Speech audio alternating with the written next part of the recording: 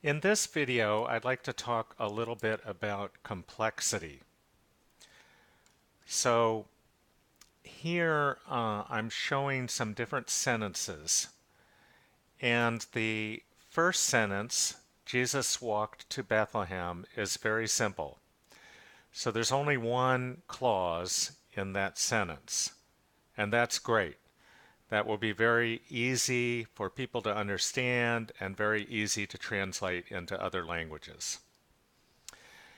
The second sentence has one subordinate clause. So like I was saying before, a subordinate clause is something that's like a sentence. It has a subject and a verb, but it's subordinate. It modifies in some way the main part of the sentence. So the main clause here is Jesus saw Martha, and the subordinate clause is when Jesus went to Bethlehem.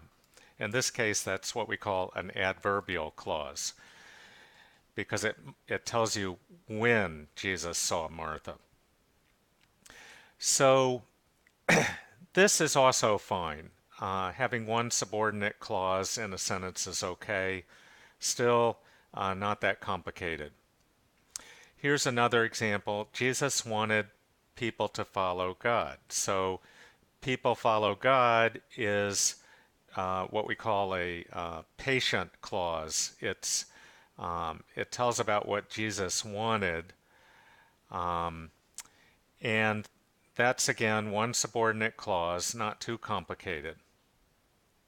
Here's another one. This is what we call a relative clause that modifies the noun people. The people who were in that town saw Jesus. And again, that's not too complicated. Now, one thing to note is that we said here the people who were in that town instead of the people in that town saw Jesus. If we run the people in that town saw Jesus through our analyzer, it will interpret it as the people saw Jesus in that town. In other words, the analyzer will think that in that town is modifying the verb saw. The people saw in that town instead of the people who were in that town saw Jesus. So when we have a prepositional phrase in that town modifying a noun, we always use it in a relative clause like this. The people who were in that town saw Jesus. Okay, now we're starting to come to greater complexity. Here we have a subordinate clause inside a subordinate clause. Jesus knew that the people that followed Jesus loved Jesus.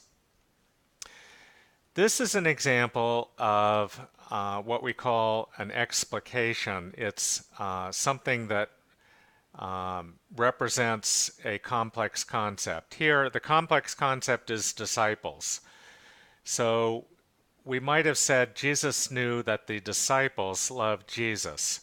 But as I'm going to be discussing soon, disciples is a complex word, and it's very likely that many languages don't have a word for disciple. So instead of expressing it with the word disciple, we use this expanded definition. People that followed Jesus is how we say disciples. And if a language has the complex word disciple, we can use a complex rule that converts to that. But here we try to write it in the simple terms. So this has two levels of subordinate clauses. It's still not too complex for our system. And so this is okay. Here's another sentence that has two levels of subordinate clauses. Jesus knew that Jesus caused that woman to become healthy. And that's okay. The next sentence has three levels of subordinate clause. It says, Jesus knew that Jesus caused the woman who was sick to become healthy. Now our system can probably handle this, but when we get to 3 or 4 levels of subordinate clauses, we start to think if there's any way that we can rewrite the sentence in simpler terms. And here's an example of how we can do that. A woman was sick, but Jesus caused that woman to become healthy. And Jesus knew that Jesus caused that woman to become healthy.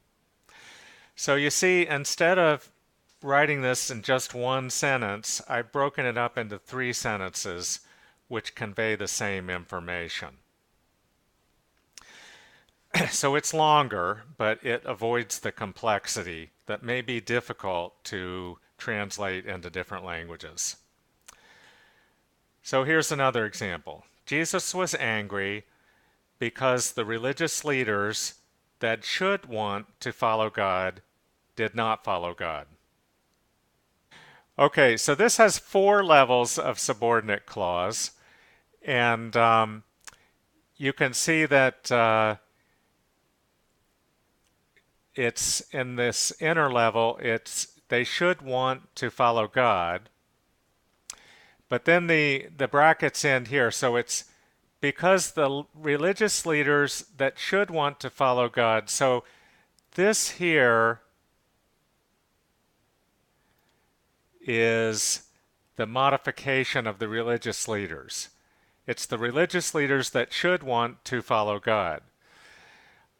So it's those religious leaders did not follow God. Anyway, there are 4 levels of subordinate clause here. So again, we should start thinking about simplifying that. So here's how I rewrote it. Jesus was angry at the religious leaders. Those leaders should want to follow God, but those leaders did not follow God. So that explains why Jesus was angry with them. Okay, one of the things we can do that introduces some complexity is use coordinate phrases. So coordinate phrases are when we have more than one of a thing and we tie those together with the word and or.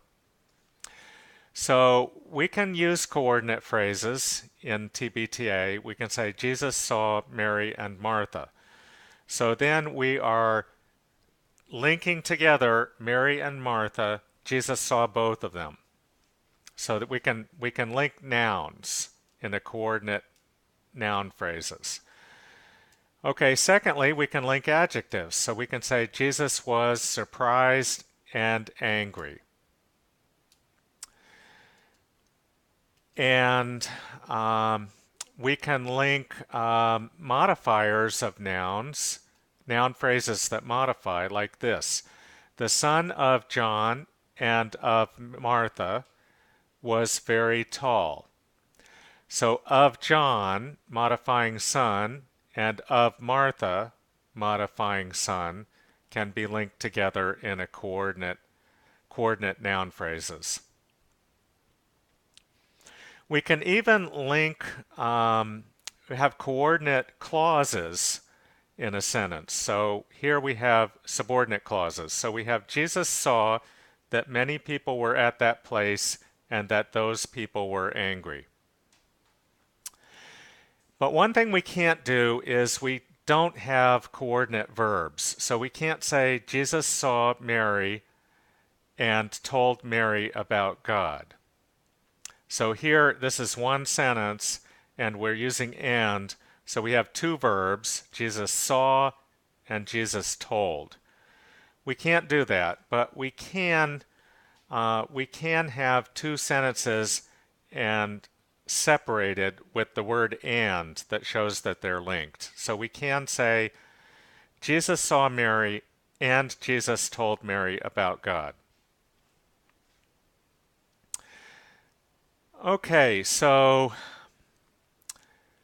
the next thing I'm going to start to talk about is the kind of words that we use in our sentences. The sentence is the basic unit of our communication in the TBTA program. And our definitions are based on the definitions in the Longman defining vocabulary. So this guy Longman studied the most commonly used words in the English language, and he wrote those all down, and those are in his defining vocabulary. So if you do a word search for Longman defining vocabulary PDF, it'll come up with this link, and you can click on it. It gives you some explanation about the words in the vocabulary, and then you can scroll down and you see those words. So A, abbreviation, ability, able, about, but you won't see complex words. So these are pretty basic words. And there's a fun book you can take a look at. If you Google the thing explainer, this book explains a lot of concepts that are really pretty complicated, like spaceships and plate tectonics, and astronomy. So here, for instance, has little arrows pointing to constellations, and it says, lines we draw to help us remember stars. So that's a definition of a constellation. And here it's talking about cool rock and hot rock. So the hot rock is the magma. So if you're interested in those kind of seeing examples of these definitions, you can go to this book. So the Longman Dictionary is an example. This Longman defining vocabulary is an example of the basis for the words in our definitions. But actually there are some differences. So in our definitions, for instance, we include the word temple. We don't include the word church because temple is the same kind of word as church, but it's closer to what we use in the Bible. So next time I talk to you, I'm going to talk more about the words that we actually have in our system, and we'll go into TBTA to see those.